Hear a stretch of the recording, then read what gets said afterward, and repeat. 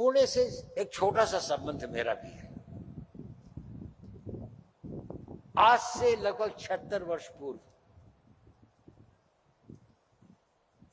मैं इस शहर में आया था जब मेरे पिता आर्मी में यहां पर पोस्टेड थे। शायद इस सभागार में बहुत कम लोग होंगे जो उससे पहले, या कुछ ही लोग होंगे जो उससे पहले पुणे में आए होंगे जब मैं आया, और मैंने अपना स्कूल की पढ़ाई यहीं से शुरू की।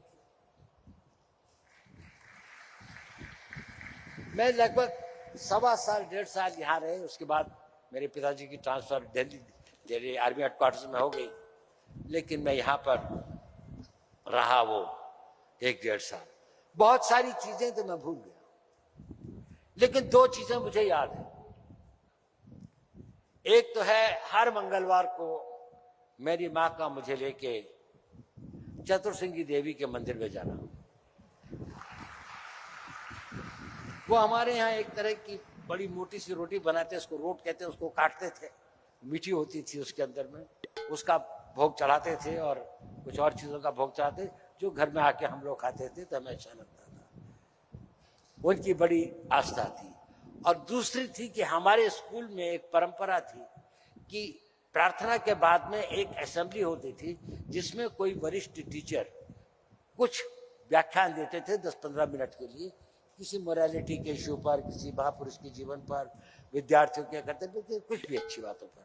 हमारे हिंदी के एक बहुत ही अच्छे, वो थे बहुत अच्छे वक्ता भी थे, उन्होंने लोकमान्य तिलक के जीवन पर एक व्याख्यान दिया था और उसके बाद में पूना के अंदर में उनका बारे में मुझे पता लगा। तो मेरा पहला जो एक्सपोजर हुआ लोकमान्य तिलक जी के जीवन के बारे में 5 साल की उम्र स्कूल में हुआ। मैं कल्पना भी नहीं कर सकता था कि 76 ईयर्स के बाद मैं फिर इसी पूना की धरती पर किसी दिन उनकी स्मृति में बनाए हुए पुरस्कार को प्राप्त करने के लिए यहाँ पर हाजिर हूँ। ये मेरा सौभाग्य थी।